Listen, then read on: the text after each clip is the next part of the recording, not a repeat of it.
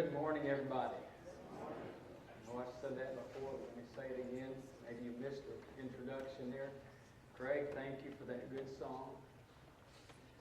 As he opened up and he said, let's sing 704, I whispered to my wife, he knows me. It is one of my favorite songs among many. I'm glad you're here this morning, and I hope when you leave here that you are encouraged, strengthened, and your walk is closer with God. Your commitment even firmer than when you came in the door, and that you'll live faithful to it. Now, after our worship time here, we're having a good fellowship meal afterwards, and there is plenty of food, so please stay. There'll be comments at the end to mention toward that. Open your Bibles to Hebrews chapter 2. We read just a moment about that. We're going to come back to verses 1 through 3. And while you're turning there, listen to what I read last night on the internet. This is an article that came out describing our culture.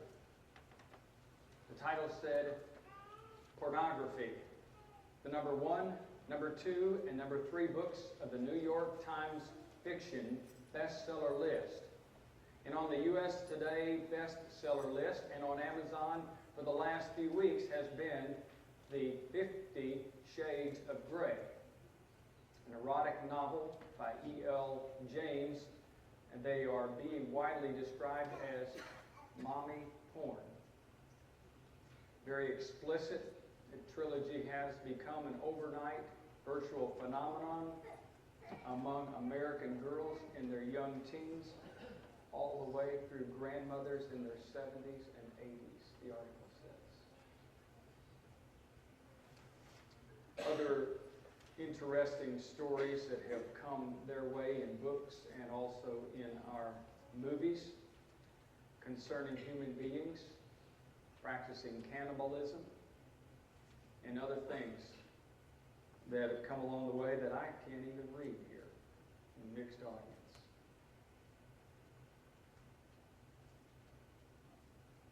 Our country is changing. The word that comes to mind is drifting. My definition of drifting is a gradual change of position, almost unnoticeable, unless one is paying attention to an anchor point where you once were. Our country is drifting and has been. We are a long, long way from where we used to be. And nobody out in the world seems to care.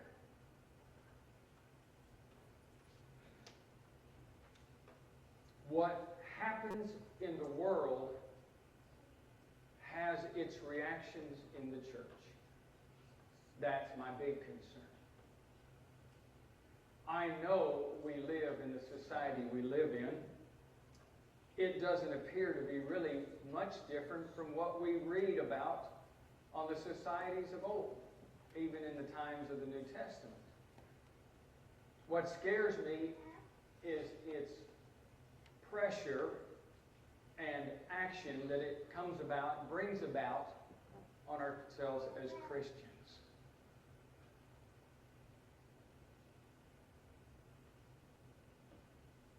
Hebrews chapter 2, verses 1 through 3.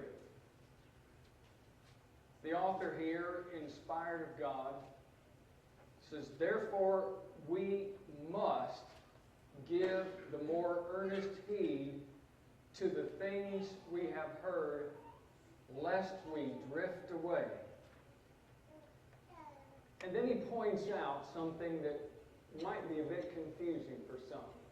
Verse 2, he says, For if the word spoken through angels proved steadfast, and every transgression and disobedience received a just reward, how shall we escape if we neglect such a great salvation? That back there in verse 2, the word spoken through angels is an allusion to one of the ways that the Old Testament message came about. God spoke through prophets, He spoke through angels, He spoke through patriarchs. So the author here is referring to, if the word that came from God in the Old Testament received its reward and its punishment, how are we as Christians going to escape if we neglect such a great salvation, which is far greater than the promise of the Old Testament, is the point. So you go back to what he's saying here. We must give a more careful attention lest we drift. Thinking back to the Old Testament and the constant movement of God's people and how they were at one point, one time, strong and solid with God, and then all of a sudden they were in another section, going a different direction, off into paganism, idolatry, immorality, and one generation of change or even less causes that change. And the author uses the word drifting. That gradual change that is totally unnoticed unless you stop and focus on the point where you started and see the change that comes about. These books, this trilogy, I don't know if you'll be reading them. I kind of sincerely doubt it, unless you're looking for something to use to refer to later on of what we ought not to be doing. But it is descriptive of what our country is craving. What scares me is how that will impact us as individuals and us as a church. Us at Central and the church as a whole. Because we live in that society that's drifting so much. And we think about ourselves, I'm not ever going to drift. I have been doing this preaching job for a lot longer than I ever thought I'd be. Here at Central for 18 years. I never thought I'd be a preacher to start with. Some of you might think maybe he's not still there. But I have noticed something, for whatever I am, that this society is changing. And it does make an impact on us as individuals. And I've noticed that there are people that weren't here, that aren't here today, that were here 10 years ago. But through a process of time, gradually slipped away. Now this is what it causes me to think. If that's the case, then the audience I'm preaching to today is producing one of two things. Men and women that will rise up and be leaders in God's kingdom and be strong, or 10 years down the road will be some of that have drifted away. So look around and look at yourself. Because out of this group, as always, some won't stay faithful. And also we say to ourselves, no, not me. I know where I'm at. And I think of the classic example of Peter, who was so solid, so strong in his faith that the Lord called him Rock, gave him that name. You're rock solid, Peter. And he stayed with him. He left everything he had, walked away from his job, followed Jesus, and it was up and down. And at the very end, when the Lord is talking to the group of apostles, he said, all of you will fall away because of me. And Peter, being the impetuous one that it seems that he is, stands up and says, if all else leave you, I will never. And the Lord looks at him and says, before tomorrow morning, in other words, before the cock crows, you're going to not only leave me, you're going to deny me. No, Peter swore, I'll never do that. And you know that he did. But it wasn't just that. But when you turn to John chapter 21, you find Peter's back fishing again. He has defeated. He has stopped being what he was going to be. He's drifted now. He's gone. Until the Lord comes along and motivates him once again, exhorts him to get back. Do you love me, Peter, more than these? Then let's get to it. Feed my sheep. And what does it take, you see, to cause somebody to drift? What are some of the reasons? I did a little bit of research, and here's what I've come up with. Number one, described by Jesus in Matthew 13, is the concept of death. Spiritual death. A lack of spiritual depth. Jesus is telling in the book of Matthew what's described as the parable of the sower. Now, the sower is descriptive of what's happening this moment right now. He talks about a sower going out and sowing, and he's casting seeds in all different areas, and it's falling on all types of soil, and that's what's happening. Your hearts are the soil. In fact, for a few, maybe nothing's penetrating. Hard ground. Seed's not going to sink in. But there are others that's there. And the seed's sinking in a variety of different kinds of soil. In verse 5 it says, and some of the seed now fell on stony places where they did not have much earth. And they immediately sprang up because they had no depth of earth. But when the sun was up, they were scorched. And because they had no root, they withered away. No depth. As Jesus is describing the parable and defining what it means for the apostles' sake, a little later on, starting from verses 18 to 23, in verse 21 and 20 and 21, he says, he who received the word on the stony places, this is he who hears the word and immediately receives it with joy. You happy to be here? Yeah, I'm excited. I'm growing. You walk out and you shake hands with one another. And, oh, it's so good to be here. Yeah, verse 21, he has no root in himself. But he endures only for a while. But when tribulation and persecution come along or rises, because of the word, immediately he stumbles.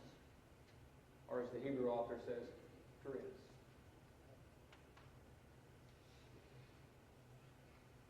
Too many settle for shallow relationships with Jesus Christ. Okay. Got your hard-toed shoes on? They're settling for walking in the door on Sunday morning. I'm going to check it off my list. I've gone to church. And the rest of the week belongs to me. And that's not at all what God asks us. And if that's what you're doing, then that's all the relationship you have. And chances are, unless things change, somewhere down the road, you'll drift. Because there's no depth. Now, coupled with that, the next reason that people drift, right along with what Jesus is talking about, are the pressures that come upon you in the world.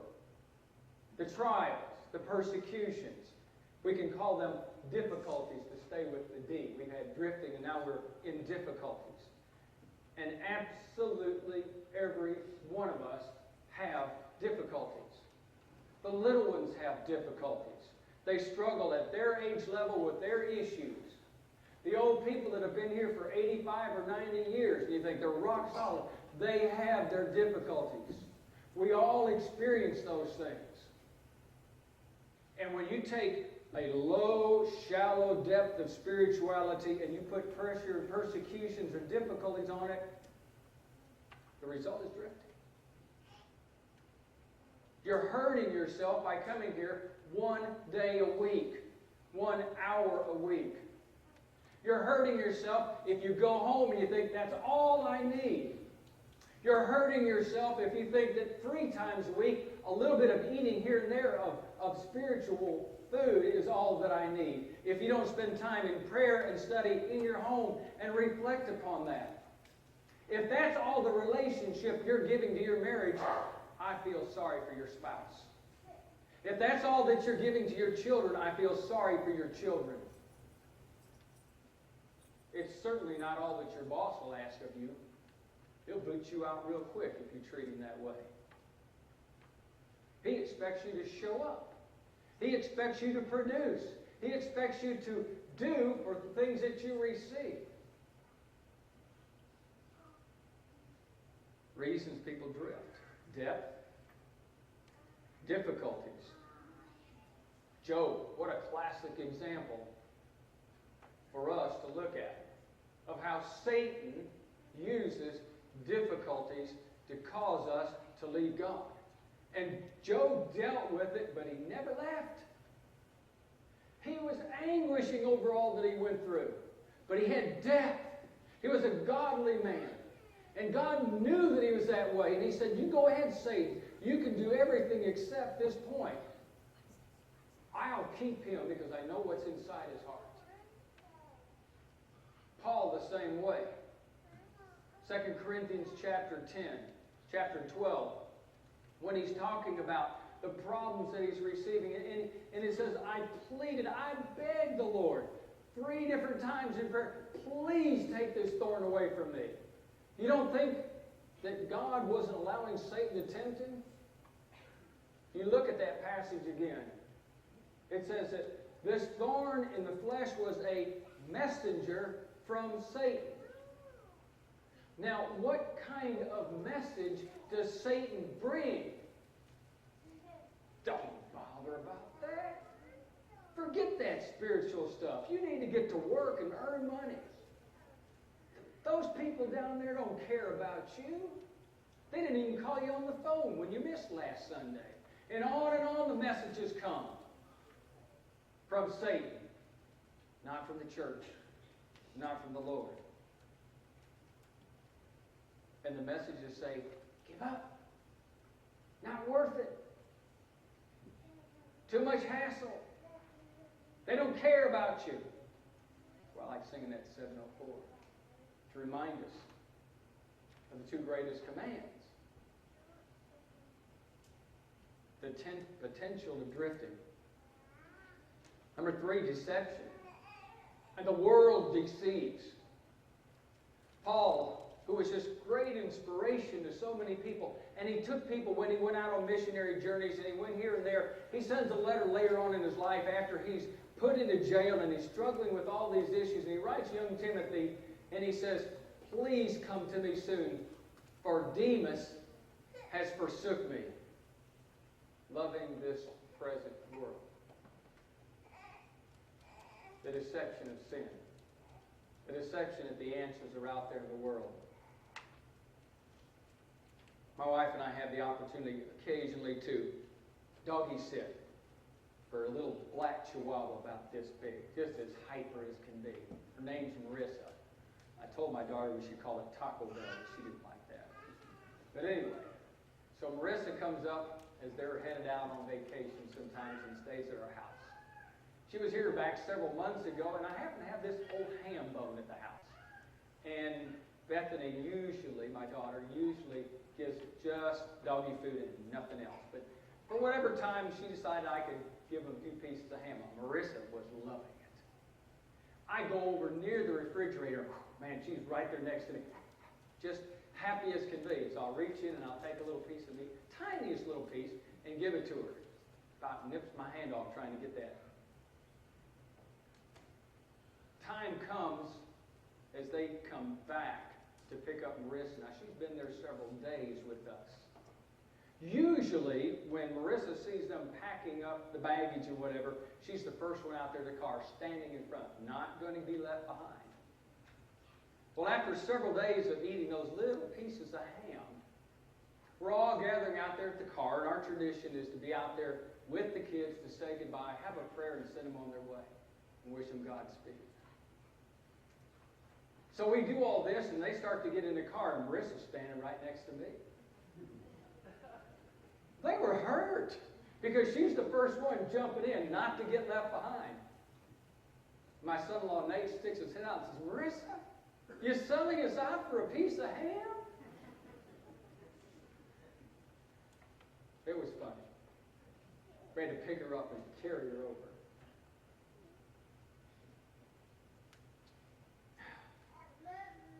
Judas sold out Jesus for 30 pieces of silver. What's your bargain price? What shall a man, Jesus asked, give in exchange for his soul? Deception of the world. We get so turned around, we're just no smarter than a little chihuahua. And that's number 3 on this, the dumbest dog in the world, by the way, list. Just give me a piece of ham, I'll stay with you, Satan. Number 4 is interdependence. I couldn't get a D word out of it, but it's independence, rather, attitude. These are the type of people who think they've got it together. A little bit like Peter. Paul writes about it in 1 Corinthians chapter 12 as he's describing all these different things, and he's talking about the body. And the body has many members. It's not just one member. And he goes over this and over this again. And then he comes down to one type of attitude in 1 Corinthians and verse 21.